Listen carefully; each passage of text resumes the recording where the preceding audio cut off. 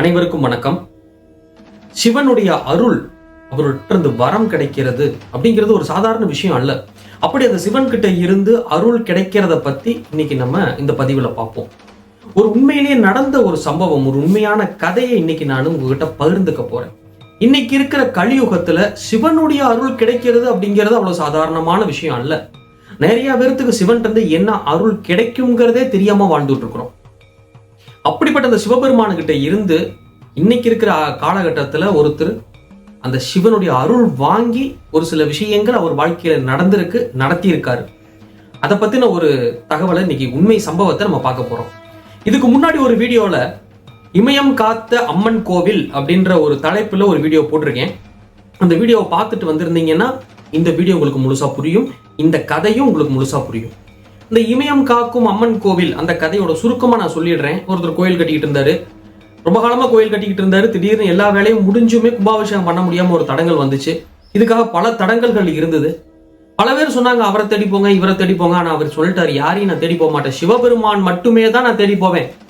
அவர் பார்த்து எனக்கு என்ன கொடுக்குறாரோ அதை கொடுப்பார் அப்படின்ற ஒரு நோக்கத்திலேயே இருந்ததாகவும், அவர் இமயமலைக்கு போற ஒரு வாய்ப்பு கிடைச்சி இமயமலைக்கு போய் அங்க கங்கால நீராடும் பொழுது அவருடைய மனநிலை உருக ஆரம்பிச்சது. அது வரைக்கும் அந்த கதை நான் சொல்லியிருக்கேன். சரி, அவர் திடீர்னு சிவனை நான் பார்த்து கும்பிடுவேன், சிவன் பார்த்து எனக்கு கொடுத்தா சரி அப்படின்னு சொன்ன உடனேவே அவர் இமயமலை போயிட்டாராம். அப்ப இந்த இமயமலைக்கு இந்த சிவபெருமான் இவரை கூப்பிடுறதுக்கு முன்னாடி இவருடைய பக்தியும் இவருடைய அந்த ஆத்ம எண்ணங்களும் ஆத்ம ரீதியாக அவர் அந்த சிவனை நோக்கி தியானித்ததும் எப்படி இருந்ததுங்கிறது நம்ம தெரியணும்ல. சும்மா அவர் சிவபெருமான் வந்து டக்குன்னு யாருக்கும் எதுவும் செஞ்சிட மாட்டாருங்கிறது நம்ம எல்லாத்துக்குமே தெரிஞ்ச விஷயம். அவர் சொல்றாரு, இந்த மாதிரி தடையாய் அந்த கோவில் நிற்கும் பொழுது மிக மன வேதனையோட அந்த கோயில்ல உட்கார்ந்துருந்தாராம். அந்த கோவில் அது வந்து ஒரு ராஜகாளி அம்மனோட கோவில், அது ஒரு காளி கோவில். அந்த காளி கோவில்ல அந்த காளி என்ன சொல்றாங்களோ அதை மட்டுமே கடைபிடிச்சுக்கிட்டு வந்த ஒரு மனிதன் அவர். அப்படி அந்த கோவில்ல உட்கார்ந்து இருக்கும் பொழுது அவர் மனசுல அவர் எண்ணத்துல தோன்றின விஷயம், சிவபெருமானால் மட்டுமே தான் நம்மை காப்பாற்ற முடியும். ஒரு சின்ன ஒரு தகவல் இதுக்கு நடுவில் நான் சொல்ல விரும்புறேங்க. அதாவது நம்ம ஒரு பிரச்சனை வந்துருச்சு அப்படின்னா, ஏதாவது ஒரு சிக்கல்ல சிக்கிட்டோம் அப்படின்னா, கடன் தொல்லையா இருக்கலாம், இல்ல திருமண தடையா இருக்கலாம், இல்ல குழந்தை தடையா இருக்கலாம், இல்ல எப்படி என்ன பிரச்சனையா வேணாலும் இருக்கலாம். பிரச்சனைன்னு வந்துட்டா நம்ம யாராவது ஒரு மனிதனை தேடி ஓட ஆரம்பிச்சிடுறோம். அவங்க என்ன சொல்றாங்களோ அதை மட்டுமே நம்ம கடைபிடிக்க ஆரம்பிச்சிடுறோம். இல்ல இன்னொருத்தருடைய வாழ்க்கையில என்ன நடந்துச்சோ அதையவே நம்ம ஃபாலோ பண்ணுனா நம்ம தப்பிச்சிடலாம் அப்படிங்கிற மனநிலைக்கு போயிட்டோம். அப்ப அடுத்தவங்க கிட்ட போய் நம்ம கேட்கிறோம், யாரை போய் பார்க்கறது, என்ன பண்றது, இங்க எல்லாம் தான் நம்ம தப்பு பண்ணிடுறோம். அதனாலதான் நமக்கு ஒரு சில விஷயங்கள் நடந்தாலும் பல விஷயங்கள் நடக்காமையே தடைபட்டு போயிடுறது. என்னைக்குமே நமக்கு ஒரு பிரச்சனை வந்தாலும் சரி, ஒரு தடங்கள் வந்தாலும் சரி, ஒரு மன சோர்வுல இருந்தாலும் சரி, சூழ்நிலை தவறாக போனாலும் சரி, அந்த நேரத்துல நம்ம மனநிலையில் எந்த தெய்வம் ஒன்றி வருகிறார்களோ அந்த தெய்வத்திடம் முறையிட்டு மண்டியிட்டு பக்தியோட உங்களை அர்ப்பணிச்சீங்கன்னா கண்டிப்பா உங்க பிரச்சனைக்கான ஒரு சொல்யூஷன் கிடைக்கும். நம்ம யாருமே அதை பண்றது இல்லை. யாராவது ஒரு மனிதனை தேடி போக ஆரம்பிச்சிடறோம். அவங்க வாழ்க்கையில நடந்த விஷயத்தை வச்சு உங்களுக்கு சரி பண்ணி கொடுக்கலான்னு பாக்குறாங்க. ஒரு பாதி நடக்கும்னு வைங்களேன், நீங்க எந்த அளவுக்கு அதை நம்புறீங்களோ அந்த அளவுக்கு அது உங்களுக்கு நடந்துடும். அந்த இடத்துல எங்க போனீங்கன்னாலும் நம்பிக்கை தான் வேலை செய்யும். அப்ப எந்த அளவுக்கு நீங்க அவரை நம்புறீங்களோ அந்த அளவுக்கு அது நடக்கும். ஆனால் அதே நம் பக்தியையும் நம்பிக்கையையும் நம்மை காக்கும் தெய்வத்து மேல வச்சா, நீங்க எந்த மனிதனை தேடி போனாலும் அவங்க ஒரு தெய்வத்தை வச்சுதான் உங்களுக்கு ஒரு வழி போட்டு கொடுக்க முடியுமோ இல்லையோ, அவங்களே இறங்கி உங்களுக்கு எல்லாம் செய்ய முடியாது. அப்ப அப்படி ஒரு தெய்வத்தை நம்மளே எப்படி பார்க்கறது? இதற்கு அடிப்படை தேவை என்னன்னு கேட்டீங்கன்னா நம்பிக்கை. அதுக்கு அடுத்த அப்படி ஒரு பக்தி. நம்மை தாண்டி நம் எண்ணங்களை தாண்டி நம்ம சுத்தி இருக்கிற சூழ்நிலைகளை தாண்டி நமக்கு கண்ணுக்கு தெரிகிற விஷயங்களை தாண்டி இந்த உலகத்துல நிறைய விஷயங்கள் இயங்கிக்கிட்டு இருக்குது அப்படிங்கிறத முதல்ல நம்ம புரிஞ்சுக்கணும். இந்த நம்மளை சுத்தி நமக்கு தெரியாம இயங்கிக்கிட்டு இருக்கிற விஷயங்களுக்கு எல்லாத்துக்குமே முன்னோடியத்தான் நம்ம சிவபெருமான் அப்படின்னு சொல்றோம். அந்த சிவபெருமானுடைய அருளே கிடைச்சதுன்னா எல்லா பிரச்சனைக்குமான வழி நம்மகிட்டயே கிடைச்சிடும். அதுக்காக சிவபெருமான் வந்து காதுக்குள்ள வந்து, அப்பா தம்பி உனக்கு இந்த பிரச்சனை, இப்படி பண்ணு, இங்க போ, இத்தனை நம்பர் லாட்டரியை வாங்கு, உனக்கு லாட்டரி அடிச்சிடும் அப்படிலாம் சொல்ல மாட்டார். அப்படி எந்த தெய்வமுமே முதல்ல சொல்லாது. நம்மளே நம்ம பிரச்சனைக்கான வழிகளை நம்ம தேடி கண்டுபிடிச்சிடுவோம். நம்ம தான் நம்மளே தேடி கண்டுபிடிச்சிடுறோமே, அப்புறத்துக்கு தெய்வத்தை கும்பிடணும்? நம்மளுடைய கர்ம வினைகள் இல்ல நம்மளுடைய எண்ணங்கள் குறிப்பிட்ட ஒரு சூழ்நிலைக்குள்ளேயோ இல்ல ஒரு வட்டத்துக்குள்ளேயோ சிக்கிக்குவோம். அதை தாண்டி நம்ம யோசிக்க மாட்டோம், அதை தாண்டி நம்ம வெளியில வந்து பார்க்க மாட்டோம். ஒரு பிரச்சனை நமக்கு வரும்பொழுது அந்த பிரச்சனைக்குள்ளேயே சிக்கி தவிப்போம். பல பேர் சொல்லுவாங்க, அந்த பிரச்சனையை விட்டு வெளியில வந்து நின்று அந்த பிரச்சனையை பாரு, உனக்கு விட கிடைக்கும். சொல்றது ஈஸி, செய்யறது கஷ்டம். அந்த பிரச்சனைக்குள்ளேயே நம்ம தவிச்சுக்கிட்டு நிற்போம். அப்ப அந்த பிரச்சனையில இருந்து நம்மளை வெளியில கொண்டுட்டு வர்றதுக்கான வழியை நம்ம தான் கண்டுபிடிக்கணும். எங்க தொலைச்சோமோ அங்கதான் தேடணும். அப்ப நம்ம கிட்ட தான் அதுக்கான சொல்யூஷன் இருக்கு. வெளியில எங்கேயுமே இல்லை. வெளியில நீ சொல்யூஷனை தேடினா அந்த பிரச்சனை முழுமையா முடிவடையாது. அப்ப நம்ம கிட்ட இருக்கிற சொல்யூஷன் நம்ம எப்படி கண்டுபிடிப்போம்? நம்மளுக்கு அந்த யோசிச்சு அதை எண்ணங்கள் அதை சீர்படுத்தி அதை நெறிமுறைப்படுத்தி சரிப்படுத்தி கொண்டுகிட்டு வர்றதுங்கிறது கொஞ்சம் கஷ்டமான விஷயம்தான். இது ஒரு சிலருக்கு ஈஸியா இருக்கலாம், அவங்களாம் நல்ல நிலைமைக்கு போகலாம், அவங்களாம் நல்ல பிரச்சனைகளை சமாளிக்கலாம். பட் நிறைய பேர்த்துக்கு, மேக்சிமம் ஆஃப் பீப்புள்ஸ்க்கு இது கஷ்டமான ஒரு பிரச்சனை. அப்ப இந்த பிரச்சனையில இருந்து நம்மளை விடுபட்டு வெளியே கொண்டுட்டு வர்றதுக்கான வழிகளை தான் இந்த தெய்வங்கள் நமக்கு காமிச்சு கொடுத்துரும். அப்போ அந்த சிவபெருமானுடைய அருள், அவருடைய பார்வை நம்ம மேல பட்டாதான் இந்த மாதிரியான சூழ்நிலைகள்ல இருந்து நம்ம விடுபட முடியும். சரி, எப்படி சிவபெருமான் அவ்வளவு சாதாரணமா அவருடைய பார்வையை நம்ம மேல வச்சிருவாரா? அது அவ்வளவு சாதாரண விஷயம் அல்ல. இப்ப என்ன பண்றது? இவர் என்ன பண்ணினார்னா, மனதார உண்மையான எண்ணத்தோட அவருடைய கோரிக்கை நேர்மையா இருந்துச்சு. அவருடைய கோரிக்கை நேர்மையான கோரிக்கை.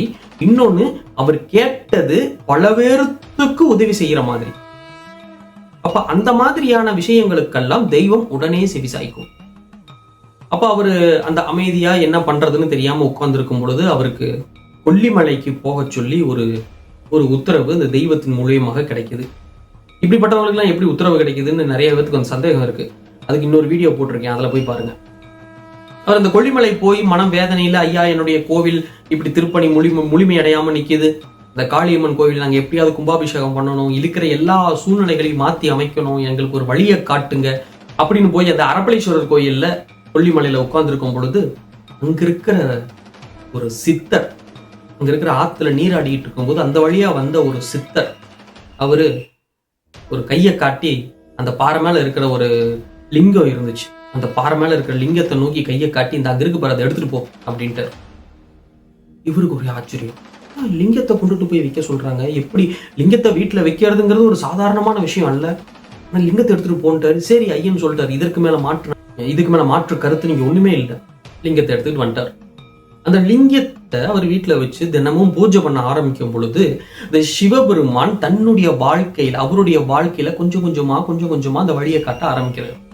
அதுக்கடுத்து திருவண்ணாமலைக்கு போக சொல்லி ஒரு உத்தரவு வருது. 3 மாசம் தொடர்ச்சியா திருவண்ணாமலைக்கு போறார். போய் கிரிவலம் போய்கிட்டே இருக்கார். இந்த 3வது மாசம் அவர் திருவண்ணாமலையில இருக்கும் பொழுது அவருக்கு ஒரு மிகப்பெரிய ஒரு காட்சி கிடைச்சுதான். எல்லாருமே திருவண்ணாமலைக்குள்ள போனோம்னா நேரா போவோம், கிரிவலம் வருவோம், உள்ள போய் சிவபெருமானை கும்பிட்டு வந்துருவோம். ஆனால் அந்த திருவண்ணாமலையில் சிவபெருமானை ஈடாக இன்னும் பல தெய்வங்கள் அங்க இருக்கு.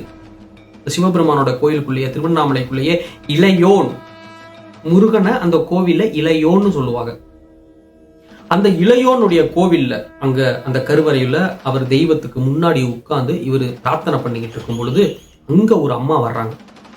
அந்த அம்மா யாருங்கிறது இவருக்கும் முன்ன பின்ன தெரியல, அந்த அம்மாவுக்கும் இவர் யாருன்னு தெரியல. இவங்க இருக்காங்க, உட்கார்ந்து இருக்கிறாங்க. அந்த அம்மா இருந்துட்டு மஞ்சள் பூ இருந்தா கொண்டுட்டு போய் முருகப்பெருமானுக்கு வைங்கன்னு சொல்ல, இவரும் கொண்டுட்டு வந்த ஒரு மஞ்சள் பூ எடுத்து முருகனுக்கு வச்சுட்டு மனசார அங்க சாமி கும்பிட்டுட்டு, அந்த இடம் அருணகிரிநாதர் அருளிய இடம். அந்த இடத்துலதான் முருகப்பெருமான் அருணகிரிநாதருக்கு காட்சி கொடுத்து வரம் கொடுத்த இடம். அது அப்ப வரைக்கும் அவருக்கு தெரியல. அந்த அம்மா பேசிக்கிட்டு இருக்கும் பொழுது இவர் இந்த மாதிரி கோவில் கட்டிட்டு இருக்கிற விஷயத்தெல்லாம் சொல்லும் பொழுது இவருக்கு கனவுல அவருடைய தெய்வமான காளி என்னென்னலாம் சொன்னாங்களோ, இவர் அந்த காளி கிட்ட என்னென்ன கேள்வியெல்லாம் கேட்டிருந்தாரோ அதற்கான விடை அந்த அம்மா அங்க சொல்லிட்டு இருக்கான். இது இது நம்பிக்கை இல்லாதவங்களுக்கு இது ஒரு சாதாரண விஷயமா தெரியும். ஆனா நம்பிக்கை இருக்கிறவங்களுக்கு இது நமக்கு கிடைத்த வழிகாட்டுதல் அப்படிங்கிறது புரியும். அவர் அங்க அந்த அம்மா அங்க உட்கார்ந்து இவரு காளி கிட்ட கேட்ட கேள்விக்கு எல்லாத்துக்குமே அந்த அம்மா அங்க பதில் சொல்லிட்டு இருக்கு. ஒரு ஆச்சரியம். எப்படா இந்த கேள்வி நான் கேட்டது எனக்கு மட்டுமே தெரிஞ்ச ஒரு விஷயம், இந்தம்மா அதுக்கான பதில்களை தானா சொல்லிட்டு இருக்கே அப்படிங்கும் போது இவர் கண்டுபிடிச்சிட்டாரு, வந்தது தெய்வம். இதெல்லாம் பேசி முடிச்சு இவருக்கு ஒரு வழியை காமிச்சு கொடுத்ததுக்கு அப்புறம் அந்த அம்மா இறங்கி வெளியில போகும் பொழுது இவர் கூடவே போறாரு. போயிட்டு அம்மா வாங்க சாப்பாட்டு போலாம், அப்படி சாப்பாடு வாங்கி கொடுக்கலான்னு இவர் நினைக்கிறாரு. அதுக்கு அந்த அம்மா என் வேலை முடிஞ்சிருச்சு, இனி உன் வழி வேற என் வழி வேற அப்படின்ட்டு போனவங்க தானே அப்படியே மறைஞ்சிட்டாங்க. அதுக்கப்புறம் அவங்களை எங்க தேடியுமே கிடைக்கல. அப்போ ஒரு நல்ல ஒரு தெம்பாயி அவர் கோயிலுக்கு வர்றாரு. கோயிலுக்கு வந்து மறுபடியும் பூஜைகள்லாம் அந்த கோவிலில் எப்பவும் போல நடந்துகிட்டே, அது எப்பவும் போல அங்கே நடந்துகிட்டே தான் இருக்குமாமா. அவர் கோவிலுக்கு வர்றாரு, மறுபடியும் வழக்கமும் மறுபடியும் பிரச்சனைகள் வருது. என்னடா மறுபடியும் பிரச்சனை வருதுன்னு மனசு சோர்ந்து போய் அப்படியே இறங்கி போய் மல்லீஸ்வரன் மலை கீரனூர் கிட்ட அந்த கோவில்ல வந்து சனி பிரதோஷத்தன்னைக்கு அந்த கோவில்ல சாமி கும்பிட்டுட்டு அங்க உட்கார்ந்துருக்குறாங்க. அன்னதானம் சாப்பிடலான்ட்டு போறாங்க. அன்னதானம் தீந்து போச்சு. அப்போ அங்க மாசம் தவறாம ஒருத்தர் தன்னுடைய செலவுல ஒரு 500 பேர்த்துக்காவது மினிமம் அன்னதானம் போட்டுக்கிட்டு இருக்கார். அவர் வர்றார். அவரும் ஒரு பயங்கரமான சிவனடியார், சிவன் பக்தர். தான் சம்பாதிக்கிற காசை பூரா அன்னதானம் போட்டுக்கிட்டே இருக்கிறவர். அவர் வந்து பாப்பா இன்னும் கொஞ்சம் சாப்பாடு இருக்கு, உனக்கு மட்டும் தனியா தர்றேன் அப்படின்னு கூட்டிட்டு போறாரு. இவருக்கு சாப்பாடு கொடுக்குறாரு. கொடுத்துட்டு அவரும் யாருன்னு தெரியாது, இவரும் யாருன்னு தெரியாது. ஆனா அவர் சொல்றாரு, ஒன்னும் கவலைப்படாத, எல்லாம் சிவபெருமான் இருக்கார், மல்லீஸ்வரர் இருக்கார், பாத்துக்குவார், நீ ஏன் வருத்தப்படுற, அதுக்கெல்லாம் ஒன்னும் கவலைப்படாத, நாங்க இருக்கோம் பாத்துக்கிறோம் அப்படின்ற வார்த்தையை அவரும் சொல்றாரு. இதுல என்ன ஒரு ஹைலைட்னு பாத்தீங்கன்னா, அந்த திருவண்ணாமலையில் நடந்ததும் சரி, இந்த மல்லீஸ்வரர் கோயில நடந்ததும் சரி, 2 பேர்த்துக்கும் மாத்தி மாத்தி யாருமே தெரிஞ்சுக்காது. இவர் யாருன்னு அவருக்கு தெரியாது, அவர் யாருன்னு இவருக்கு தெரியாது. என்ன பிரச்சனைன்னு இவர் சொன்னதும் கிடையாது. ஆனா வார்த்தை மட்டும், அவருக்கு என்ன தேவையான வார்த்தைகள் தேவையோ அதை மட்டுமே ஒவ்வொரு கோவிலையும் ஒவ்வொருத்தரும் சொல்லிட்டு இருக்கிறாங்க. சொல்றவங்க எல்லாருமே பக்திமான்கள். மறுபடியும் மனசு தெம்பாகுது, மறுபடியும் கொஞ்ச நாள் ஓட ஆரம்பிக்கிறாங்க, மறுபடியும் பிரச்சனை வருது. சரி, இது ஏன் திருப்பி பிரச்சனை வருது? இந்த வீடியோட கடைசியில் நான் அதை சொல்றேன். ஏன் திருப்பி நமக்கு அந்த பிரச்சனை வருது? ஒரு தடவையே போனீங்க, விடையை கொடுத்தீங்க, வழி கிடைச்சிருச்சுல, அப்ப போயிருக்க வேண்டியதானே. ஏன் திருப்பி பிரச்சனை வருது? அது ஏன்றதை நான் கடைசியில சொல்றேன். அப்புறம் மல்லீஸ்வரம் மலையில இருந்து எல்லாம் வந்துட்டாங்க. வந்து கொஞ்ச நாள் அந்த நல்லபடியா போயிட்டு இருக்கிறாங்க. மறுபடியும் மனவேதனைக்குள் உள்ள போறாரு. ஒரு சில பிரச்சனைகள் தேடி வருது. அந்த கோவில் கட்டுமானமே ஆகக்கூடாதுங்கிற அளவுக்கு ஆன ஒரு பிரச்சனை அங்க நிக்குது. அப்போ அந்த கோயிலை சேர்ந்தவங்க ஒருத்தர் மூலியமா தான் இவர் இமயமலைக்கு போற ஒரு வாய்ப்பு கிடைக்கும். நல்லா கவனிச்சுக்கோங்க. இவர் சும்மா போய் வேண்டின உடனே எல்லாம் இவர் இமயமலைக்கு போக முடியல. ஒவ்வொரு இடத்துலயும் மனசை தளர விடவும் மாட்டேங்கிறாங்க. ஏதோ ஒரு இடத்துல மனவேதனையோடு இருக்கும்போது அங்கிருந்து ஒரு பதில் கிடைச்சிருது. முழுசா மனசை தளர விடவும் விட மாட்டாங்க. ஆனா முழுமையா கொடுக்கவும் மாட்டாங்க. ஏன்னா முழுமையான விடைய நம்ம தான் தேடிக்கணும். ஆனா அதை தேட வரைக்கும் நம்ம மனசை தளர விடாம தெம்பு கொடுத்துக்கிட்டே இருப்பாங்க தெய்வம். ஒரு அப்பா, பெத்த தகப்பன் ஒரு மகனுக்கு வழி மட்டும்தான் காமிப்பார். எல்லாத்தையும் எடுத்து கையில கொடுத்துட மாட்டார். எந்த குழந்தைக்கு தன் தகப்பன் எல்லாத்தையும் எடுத்து கையில கொடுத்துக்கிட்டே இருக்கிறாங்களோ அவங்களால வாழவே முடியாது. அந்த தகப்பன் இல்லாத சூழ்நிலையில அவங்களால வாழ முடியாது. இன்னொருத்தருடைய உதவி இல்லாம அவங்களால வாழ முடியாது. அதே தான் நம்ம அப்பனும் செய்வார். நமக்கு ஆன விடையை நம்மளே தேடிக்குவோம். அதை நம்மளே தேட வரைக்கும் அவர் நம்ம மனசை தளர விடாம, நம்மளை சிக்க விடாம கை கொடுத்து கூட்டிக்கிட்டே போவார். இதுதான் சிவபெருமானிடம் இருந்து கிடைக்கும் உண்மையான அருள். நீங்க சரியான பாதையில போறீங்க, நேர்மையான பாதையில போறீங்க, உங்க வழி சரியான வழி, நீங்க செய்யற செயல் சரியா இருக்கு, யாருக்கும் எந்த ஆபத்தும் இல்லை அப்படின்னா அவர் கூட்டிக்கிட்டு போற விதமே அப்படியே மெய்சிலிருக்க வைக்கும். இதுக்கான விடையை கண்டுபிடிக்கும் போது நம்ம மிகப்பெரிய ஒரு மனிதனா நம்மளே நமக்கு தெரியாம வளர்ந்துருவோம். இது எல்லாமே நம்ம கிட்ட இருந்து தான் வருது. ஆனா நம்ம கிட்ட இருந்து தான் வருங்கிற நம்பிக்கையே முதல்ல நம்ம கிட்ட இல்ல. நம்ம பிரச்சனையை வெளியில தான் தேடுறோம், நம்ம கிட்ட தேட மாட்டேங்கிறோம்.